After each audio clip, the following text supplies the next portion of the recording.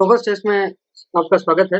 आज हम लक्ष्मीकांत में चैप्टर 7 नेम्ड सिटीजनशिप के बारे में पढ़ेंगे। तो इन 2024 सिटीजनशिप अमेंडमेंट एक्ट रूल्स वर नोटिफाइड। एक एक्ट बनता है और उसके बाद एक पार्लियामेंट बनाता है और उसके बाद जो कंसर्न डिपार्टमेंट है वो इसके रूल्स बनाता है कि ये एक्ट इम्प्लीमेंट कैसे होगा और बाकी बारीकियां बताता है। तो जो सिटीजनशिप अमेंडमेंट एक्ट था उसके रूल्स नोटिफाई हुए 4 साल के बाद। तो ये अमेंडमेंट एक्ट क्या था, कैसे था, इसके बारे में ये चैप्टर में हम पढ़ेंगे। नेक्स्ट, जो foreign affairs ministry, external affair ministry, वो ओसीआई कोड कार्ड एप्लीकेशन के जो प्रोसेस है, जो जो गोवा के लोग हैं जिनके पास पुर्तगीज सिटीजनशिप है उनको सिंप्लीफाई किया। तो ये ओसीआई कार्ड एप्लीकेशन क्या है, इसके बारे में भी हम इसी चैप्टर में पढ़ेंगे। जो सिटीजनशिप जो चैप्टर है वो पार्ट सेकंड चैप्टर है कॉन्स्टिट्यूशन ऑफ इंडिया का, और इसमें 7 आर्टिकल हैं, 5 से लेकर 11 इंपॉर्टेंट है ऑब्जेक्टिव टाइप क्वेश्चन पेपर में। इसमें जो मेन चीजें वो ये है, पहले जो इसमें कॉन्स्टिट्यूशन के सिटीजनशिप चैप्टर में पहले इसका मीनिंग और सिग्निफिकेंस दिया गया है, जिसमें जो मीनिंग बताता है कि सिटीजनशिप क्या है। और इसमें 2 टाइप के, जो एक नेशन या कंट्री में, एक स्टेट में 2 टाइप के लोग होते हैं, सिटीजन्स और एलियंस। फिर इसमें चैप्टर है एक सिंगल सिटीजनशिप का, कि सिंगल सिटीजनशिप क्या है और किस रेस्पेक्ट में, उसके बारे में थोड़ा बताया गया है, वो इंडिया में सिंगल सिटीजनशिप है। फिर कॉन्स्टिट्यूशन के प्रोविजन क्या है सिटीजनशिप के रिगार्डिंग में, और जो कॉन्स्टिट्यूशन के प्रोविजन वो 26 जनवरी 1950 को, कॉन्स्टिट्यूशन सिर्फ इतना ही बताता है कि 26 जनवरी 1950 को कौन सिटीजन था। फिर उसके बाद में कौन होगा उसके लिए वो पार्लियामेंट को बताता है कि आप प्रेस्क्राइब करें कि कौन सिटीजनशिप होगा, कैसे सिटीजनशिप एक्वायर होगी, कैसे सिटीजनशिप लॉस हो सकती है। तो इसके लिए पार्लियामेंट ने इनेक्ट किया सिटीजनशिप एक्ट 1955। तो एक्वायर में इसमें इतने मेथड दिए गए हैं और लॉस में 3 मेथड दिए गए हैं, RTD, इस तरीके से याद रख सकते हैं।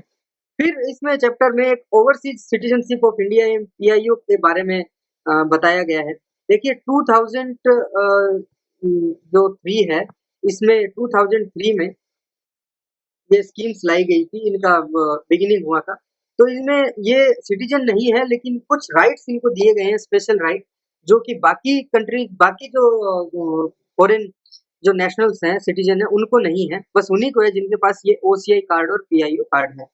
फिर चैप्टर के लास्ट में NRI, PIO और OCI जो है इनके बीच में डिफरेंस दिया गया। तो स्टार्ट करते हैं मीनिंग और सिग्निफिकेंस से। तो मीनिंग और सिग्निफिकेंस, देखिए एक कंट्री होता है या एक कोई भी एरिया होता है, स्पेसिफिकली मॉडर्न सेंस में एक कंट्री, उस कंट्री में जो सारे पर्सन होते हैं उस कंट्री में, तो उसको 2 पार्ट में डिवाइड किया है, सिटीजन और एलियंस, नॉन सिटीजन, जो सिटीजन्स नहीं है। अब सिटीजन कौन है? सिटीजन जो है फुल मेंबर है इंडियन स्टेट के, कोई भी कंट्री, अभी जिस रेस्पेक्ट में बात कर रहे हैं वो इंडिया एज ए कंट्री हो गया, और वो फुल एलिजियंस, मतलब उनका पूरा का पूरा वो इंडिया के लिए ही है और इंडिया उनके लिए है पूरा का पूरा। So it's a mutual relationship. Citizenship state के रेस्पेक्ट में एक म्यूचुअल रिलेशनशिप है। State is fully for the citizen and citizens are fully for the state, और वो full civil and political right जो है एंजॉय करते हैं। मेरे को आप कमेंट सेक्शन में सिविल और पॉलिटिकल राइट के बीच में डिफरेंस बताइए। अभी जो एलियन है उनको 2 कैटेगरी में डिवाइड किया गया, फ्रेंडली एलियन और एनिमी एलियन। फ्रेंडली ये है कि जिन कंट्रीज के साथ में इंडिया का कोर्डियल रिलेशन है, और एनिमी एलियन कौन है? जिनके साथ वॉर चल रही है, रिलेशन अच्छे नहीं है। तो एनिमी एलियन है वो कम राइट एंजॉय करते हैं, किस रेस्पेक्ट में? सिटीजन से भी और फ्रेंडली एलियन से भी। कौन से राइट? जैसे do not enjoy protection against arrest and detention, इनको अरेस्ट किया जा सकता है, नॉर्मल कंडीशन में भी अरेस्ट किया जा सकता है। जो कॉन्स्टिट्यूशन हमारा है, राइट और प्रिविलेज देता है, कुछ राइट्स देता है सिर्फ सिटीजन। कौन कौन से राइट है? अभी इनका जो एक्सप्लेनेशन है वो बाद में पढ़ेंगे। अभी इतना याद रखिए कि सिटीजन को कौन कौन से, सिर्फ सिटीजन को कौन कौन से राइट्स हैं। पहले फंडामेंटल राइट की बात करते हैं, तो ये म्यूजिकल टर्म में याद रख लीजिए, 15, 16, 19, 29, 30 फंडामेंटल राइट में ये राइट सिर्फ और सिर्फ सिटीजन को है। और इनकी एक्सप्लेनेशन जो फंडामेंटल राइट आएगा वो उसमें हम लोग पढ़ेंगे। अभी याद रखिए 15, 16, 19, 29, 30। इसके अलावा भी एक राइट टू वोट दिया है लोकसभा और लेजिस्लेटिव, स्टेट लेजिस्लेटिव असेंबली में, वो भी सिर्फ सिटीजन को है। फिर राइट टू कंटेस्ट जो इलेक्शन है पार्लियामेंट के और स्टेट लेजिस्लेचर के, पार्लियामेंट यहाँ में लोकसभा और राज्यसभा। अब राइट टू वोट जो है सिर्फ लोकसभा के लिए क्यों है, राज्यसभा के लिए क्यों नहीं है, उसके बारे में हम बाद में पढ़ेंगे। और फिर सिटीजन को और राइट है कि eligibility to hold certain public offices, वो सिर्फ सिटीजन होल्ड कर सकते हैं, एलियन नहीं। जैसे अटॉर्नी जनरल का ऑफिस हो गया, एडवोकेट जनरल का ऑफिस हो गया, हाई कोर्ट सुप्रीम कोर्ट के जज हो गए, प्रेसिडेंट बनना, या ये यहाँ पे एमएलए एमपी और पीएम सीएम भी वही हो गया। अब सिटीजन की कुछ ड्यूटी भी है। अब ड्यूटी क्या है, किसके लिए, स्टेट के लिए, जैसे पेइंग टैक्सेस। अब ये क्या है, एक लीगल ड्यूटी है। लीगल ड्यूटी मतलब कि कॉन्स्टिट्यूशन में मेंशन नहीं है, लेकिन अलग से एक कानून है, आईटी एक्ट जो है। अब सारे सिटीजन के लिए ये लीगल ड्यूटी नहीं है। अब एक है कि इंडियन फ्लैग को रेस्पेक्ट करना, नेशनल एंथम को रेस्पेक्ट करना और कंट्री को डिफेंड करना when it is called up. और फिर दो एक इम्पोर्टेंट फैक्ट है जो कि जो इंडिया में कोई भी सिटीजन वो प्रेसिडेंट बन सकता है, और यूएसए में सिर्फ जो सिटीजनशिप बाय बर्थ है वो ही प्रेसिडेंट बन सकता है। नेक्स्ट टॉपिक सिटीजनशिप चैप्टर में आता है सिंगल सिटीजनशिप। अब सिंगल सिटीजनशिप क्यों यहाँ पे डिस्कस किया गया पर्टिकुलरली, क्योंकि इंडिया में सिंगल सिटीजनशिप प्रोवाइड की गई है। हमारा जो कॉन्स्टिट्यूशन है वो फेडरल है। फेडरल का इसका मतलब हमारे पास दो टाइप की गवर्नमेंट रहती है, central government and state government. फिर भी हमारे पास सिर्फ सिंगल सिटीजन है। सिंगल सिटीजनशिप का मतलब क्या है कि एक ही सिटीजनशिप होगी, और इंडिया के रेस्पेक्ट में वो सिटीजनशिप कौन देता है, यूनियन गवर्नमेंट, सेंट्रल गवर्नमेंट, अगर अलग भाषा में बोले तो, अलग शब्दों में बोले। और जो एलिजियंस है वो भी यूनियन के लिए है। मतलब जो इंडिया का जो सिटीजन, इंडिया का जो एक सिटीजन है उसकी जो एलिजियंस है, जैसे अभी बताया कि citizenship, citizens are fully for the state and state is fully for the citizen. State यहाँ पे एक गवर्नमेंट है, जो एक कंट्री है उसको यहाँ पे स्टेट बोल रहे हैं।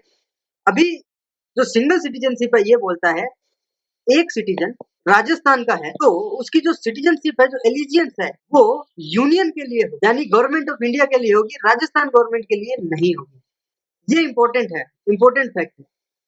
Union government is fully for the citizen and citizens are fully for the union government, not the state government. फिर यहाँ पे बताया गया है कि इंडिया में तो सिंगल सिटीजनशिप है, लेकिन फेडरल स्टेट्स जो नॉर्मली है, यूएसए हो गया, ऑस्ट्रेलिया हो गया, उनके पास डबल सिटीजनशिप है।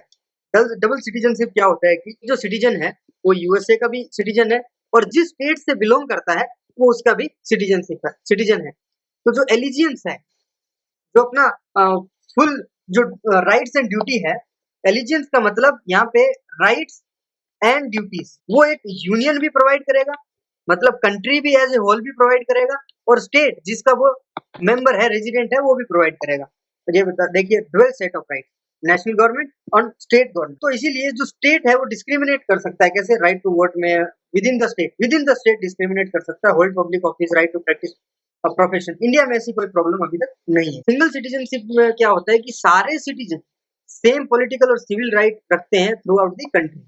एक्सेप्शन क्या है, जो पार्लियामेंट आर्टिकल 16 में रेजिडेंस को एक कंडीशन बना सकता है कि कुछ स्टेट्स में और कुछ यूनियन टेरिटरी में कंडीशन होगी एम्प्लॉयमेंट के लिए, सर्टेन एम्प्लॉयमेंट की उसी स्टेट का एक रेजिडेंट होना चाहिए, और कुछ एम्प्लॉयमेंट के लिए। तो पार्लियामेंट पब्लिक एम्प्लॉयमेंट एक्ट 1957 बनाया गया नॉन गेस्टेड पोस्ट के लिए, किसके लिए, आंध्रा, हिमाचल, मणिपुर, त्रिपुरा, और अभी ये सिर्फ आंध्रा और तेलंगाना के लिए। फिर जो स्टेट है वो स्पेशल बेनिफिट प्रोवाइड कर सकता है, किस रेस्पेक्ट में, any matter of right that do not given by the constitution. जो कॉन्स्टिट्यूशन ने जो राइट नहीं दिए गए हैं उसमें जो स्टेट है वो स्पेशल प्रेफरेंस प्रोवाइड कर सकता है, जैसे फीस के कंसेशन। और ये जो फीस का कंसेशन है और इसके सिमिलर प्रोविजन है वो कॉन्स्टिट्यूशन में स्पेशली आंध्रा को प्रोवाइड किए गए। देखिए यहाँ पे जो स्टेट है वो प्रोवाइड कर सकता है स्पेशल बेनिफिट और स्पेशल प्रीफरेंस रेजिडेंट्स को। अब आप कहेंगे कि आंध्रा को प्रोवाइड किया गया, तो वही स्टेट ने अपने जो रेजिडेंट है, आंध्रा के जो रेजिडेंट है, उनको प्रोवाइड किया गया, और पार्लियामेंट ने इसको बाय लॉ इसको कॉन्स्टिट्यूशन में डाल दिया है, और इसी को रखते हुए इसमें कॉन्स्टिट्यूशन में डाल दिया गया है ये 371D 32nd constitution amendment 1973। 371D है जो तेलंगाना में एक्सटेंड किया गया, और तेलंगाना 2014 में आंध्रा से अलग हुआ, और 2014 जो एक्ट है उसके तहत 371D को इन्होंने तेलंगाना में भी एक्सटेंड कर दिया। तो restriction on movement and residence है वो शेड्यूल्ड ट्राइब के लिए ये रेस्ट्रिक्ट किया जा सकता है। डिसाइड ऑन सेटल है उसका भी जो एक फंडामेंटल राइट है उसको रेस्ट्रिक्ट किया जा सकता है for the interest of scheduled tribe. किसके लिए? कि इनका डिस्टिंक्ट कल्चर को प्रोटेक्ट करने के लिए, लैंग्वेज को, कस्टम को सेफ गार्ड, किस चीज को सेफ गार्ड करने के लिए? ट्रेडिशन, वोकेशन, जो ट्रेडिशन इनका वोकेशन रहता है like collection of minor forest produce, इनका जो ट्रेडिशनल वोकेशन रहता है, कुछ कुछ और चीजें भी स्पेसिफिक शेड्यूल जो ट्राइब है वो बनाते हैं। फिर इनका जो प्रॉपर्टी अगेंस्ट एक्सप्लॉयटेशन है उनको भी उसकी प्रॉपर्टी को भी सेफ गार्ड करने के लिए ये रेस्ट्रिक्शन लगाए गए। 2019 में ये हम क्या पढ़ रहे हैं? ये हम पढ़ रहे हैं जो बताया था कि सिटीजनशिप को सिमिलर सिविल और पॉलिटिकल राइट है, उनके कुछ एक्सेप्शंस पढ़ रहे हैं जो कॉन्स्टिट्यूशन ऑफ इंडिया में। जम्मू कश्मीर में 2019 तक कुछ प्रोविजन थे कि जम्मू कश्मीर जो है स्टेट वो परमानेंट रेजिडेंट को डिफाइन कर सकता है कि कौन है और उनको स्पेशल राइट्स दे सकता है, किसमें? एम्प्लॉयमेंट में, मूवेबल प्रॉपर्टी के रेस्पेक्ट में, स्टेट में सेटलमेंट के रेस्पेक्ट में, और स्कॉलरशिप और या एड जो स्टेट गवर्नमेंट देती है उसके रेस्पेक्ट में। ये जो राइट है, ये जो प्रोविजन है, ये बेस्ड ऑन आर्टिकल 35A के तहत इसको जो जम्मू एंड कश्मीर के जो स्टेट लेजिस्लेटिव असेंबली है उसको एम्पावर किया गया था। और ये जो 35A आर्टिकल है ये प्रेसिडेंशियल ऑर्डर जो कि कॉन्स्टिट्यूशन ऑर्डर 1954 से ये आर्टिकल 35A इसमें डाला गया था कॉन्स्टिट्यूशन में। ये टाइमलाइन इसमें समझिए, ये प्रेसिडेंट ने डाला था कॉन्स्टिट्यूशन ऑर्डर। अब प्रेसिडेंट कैसे डाल सकता है? आर्टिकल 370 प्रेसिडेंट को एम्पावर करता है ऐसे प्रेसिडेंशियल ऑर्डर देने के लिए। ठीक है, अब फिर से टाइमलाइन समझते हैं कि आर्टिकल 370 कॉन्स्टिट्यूशन में डाला गया जो कि जम्मू एंड कश्मीर को स्पेशल स्टेटस देता है, और आर्टिकल 370 की स्पेशल स्टेटस देता है उसमें प्रेसिडेंट को पावर देता है कि एक ऐसा ऑर्डर इशू करे जो कि एक नया आर्टिकल डाल देता है जम्मू एंड कश्मीर के रेस्पेक्ट में जिसका जो होता है 35A, और 35A आर्टिकल के बेस पे जम्मू कश्मीर की स्टेट लेजिस्लेटिव असेंबली के पास ये दो राइट हो जाते हैं, पर्सन परमानेंट रेजिडेंट को डिफाइन करना और परमानेंट रेजिडेंट के पास क्या स्पेशल है वो डिफाइन कर दें। 2019 में जो स्पेशल स्टेटस है जम्मू एंड कश्मीर को वो खत्म कर दिया जाता है। वही प्रेसिडेंशियल ऑर्डर किस आर्टिकल से निकलता है? 370 से।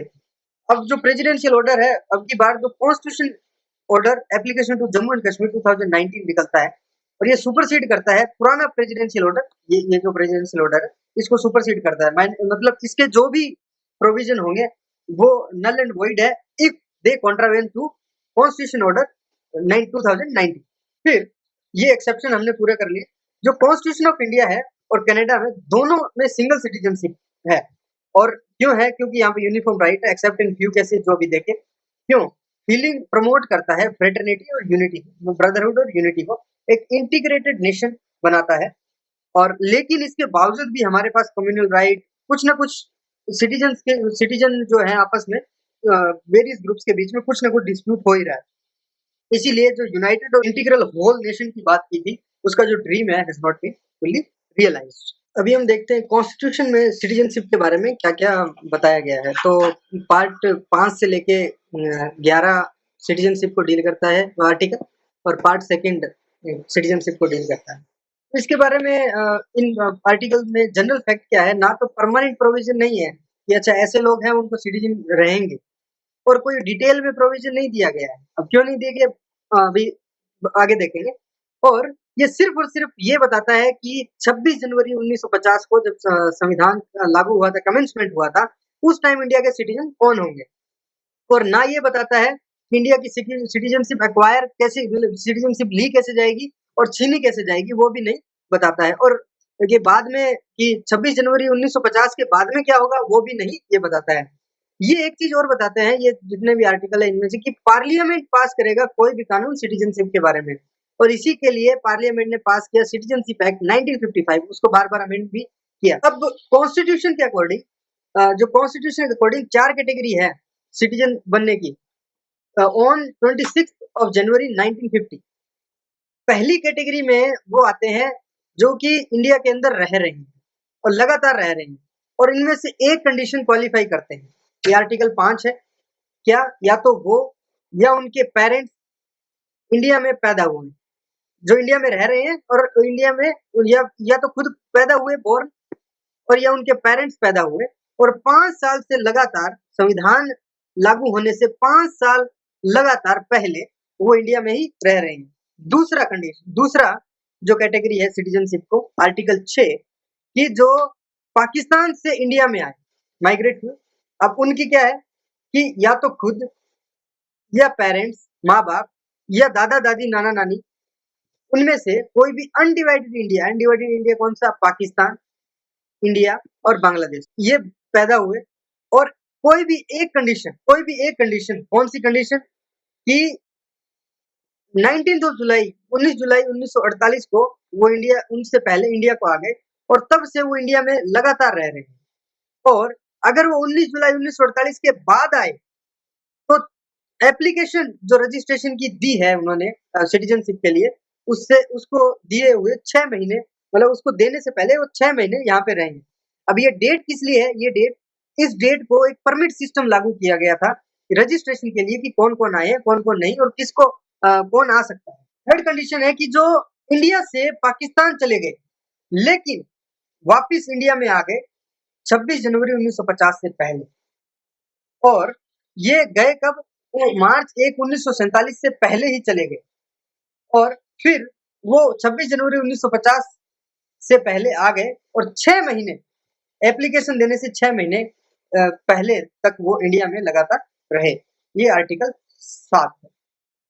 फोर्थ जो आर्टिकल 8 है, जो फोर्थ कैटेगरी है कि उनके पेरेंट्स, ग्रैंड पेरेंट्स या खुद वो अनडिवाइडेड इंडिया में बोर्न हुए, पैदा हुए, लेकिन वो ऑर्डिनरी रेजिडेंट है, मतलब इंडिया के बाहर रह रहे हैं, तो उनको करना क्या होगा कि डिप्लोमेटिक या काउंसलर, जैसे इंडिया की जो एम्बेसी रहती है उनका, या एम्बेसी का जो एक ब्रांच रहता है, तो उन पे वो रजिस्टर करेंगे as a citizen of India. ये सब पे लागू है कि संविधान लागू होने से पहले रजिस्टर करें या बाद में रजिस्टर करें, ये सब पे लागू है और ये आज भी लागू है, करंट में भी है। और जो बाकी 3 प्रोविजन है वो करंट में नहीं है। अब इनमें अगर मोटा मोटा देखें तो जो कंडीशन है, एक तो बोर्न वाली है, उसमें 5 साल है, 5 साल रह रहे हो। दूसरा माइग्रेटेड वाली है, माइग्रेटेड में अगर देखें, माइग्रेशन का कोई भी केस है तो एप्लीकेशन देने से पहले 6 महीने का पीरियड है, एक में पीरियड नहीं है 6 महीने का।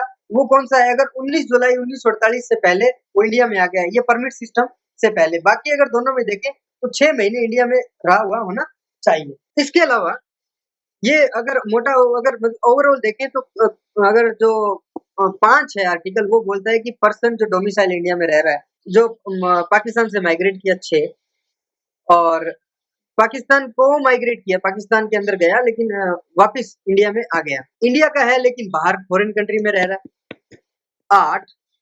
Okay, other constitution provision article 9, ठीक है, क्या है कि कोई भी सिटीजन जो दूसरे कंट्री के सिटीजनशिप एक्वायर कर लेता है, मतलब ले लेता है, तो ऑटोमेटिकली वो इंडिया का सिटीजन नहीं रहेगा। आर्टिकल 10 क्या बोलता है कि कोई भी सिटीजन जो इंडिया का सिटीजन है वो इंडिया का सिटीजन कंटिन्यू रहेगा अनटिल अनलेस वो पार्लियामेंट कोई ऐसा कानून बना रहा है जिसके तहत उसकी सिटीजनशिप छीनी जा रही है। तो इनमें सब में है कि पार्लियामेंट तो लॉ बना सकता है। और आर्टिकल 11 जो लास्ट में ये है कि पार्लियामेंट के पास में एक्विजिशन और टर्मिनेशन सिटीजनशिप के रिगार्डिंग में क्या तो सिटीजनशिप कौन ले सकता है और किसका सिटीजनशिप कैसे छीना जाएगा, वो पार्लियामेंट उसके लिए पार्लियामेंट ही कानून बनाएगा, स्टेट लेजिस्लेचर नहीं। अगर आपको कोई भी टॉपिक समझ में नहीं आ रहा तो कमेंट बॉक्स में टाइप करके हमें बताएं, हम आपको वो टॉपिक सिंप्लीफाई करके वीडियो के माध्यम से यूट्यूब से आप तक पहुंचाएंगे। Thank you.